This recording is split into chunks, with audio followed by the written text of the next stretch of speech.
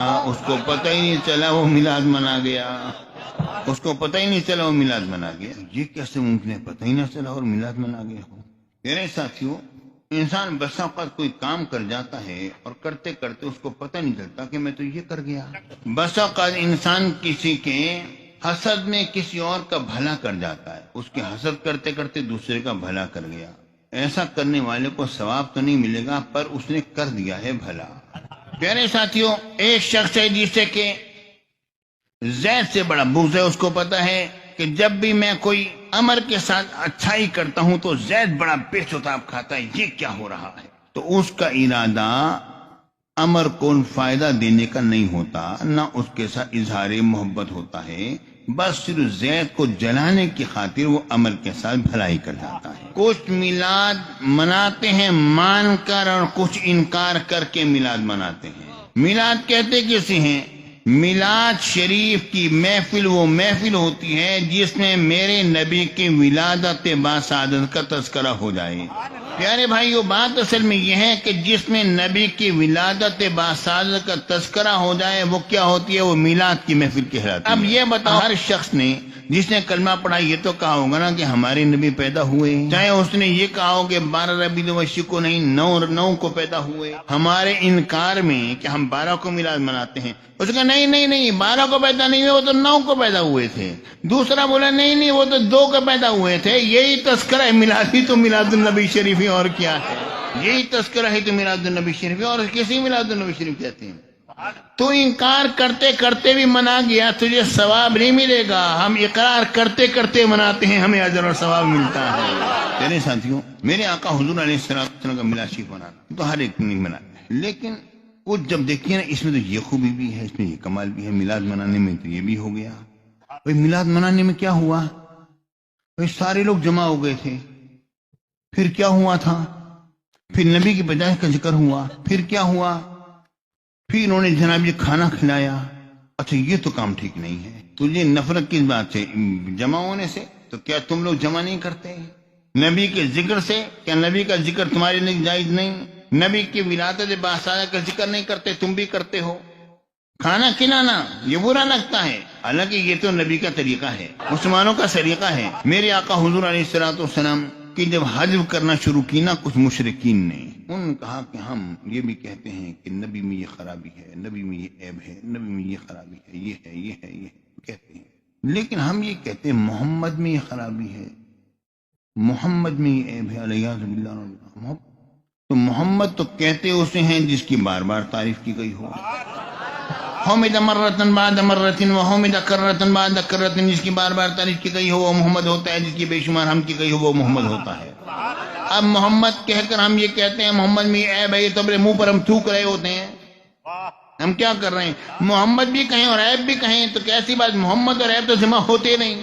یعنی یہ بات تو اس زمانے کے مشرکین بھی جانتے تھے، تو انہوں نے کیا کہا؟ انہوں نے کہا کہ ہم ان کا نام ہی بدل دیتے ہیں، محمد کی بجائے نام مزمم رکھ دیا، میرے آقا کا نعوذ باللہ معاذ اللہ، مزمت کیا ہوا۔ میرے آقا حضور علیہ السلام کے صحابہ کرام افسردہ دل گرفتہ میرے آقا کی بارگاہ میں حاضر ہوتے ہیں، یا رسول اللہ، انہوں نے تو آپ کا تو نام ہی تو بدل دیا۔ وہ اب یہ کہتے ہیں، یہ نہیں کہتے محمد میں یہ خرابی ہے، محمد میں یہ عیب ہے، یہ کہتے ہیں مزمم میں یہ خرابی ہے، مزمم میں یہ عیب ہے۔ میرے آقا حضور علیہ السلام نے جب اپنے صحابہ کرام کی یہ کیفیت دیکھی تو میرے آقا نے ان کو کس انداز میں دلاسا دیا، ذرا غور سے سنو۔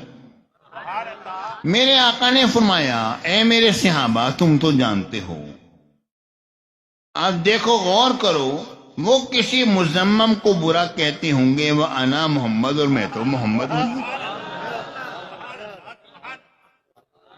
وہ تو کسی مزمم کو برا کہتے ہوں گے، وہ لاکھ کہتے ہوں گے میں تو محمد ہوں، میں تو محمد ہوں، میری تو مذمت وہ نہیں کر رہی۔ اللہ تعالیٰ نے ان کی مذمت کو مجھ سے کیسے پھیر دیا؟ اب وہ کہتے ہیں مزمم میں یہ خرابی ہے، میں تو محمد ہوں، میری خرابی ہو نہیں سکتی۔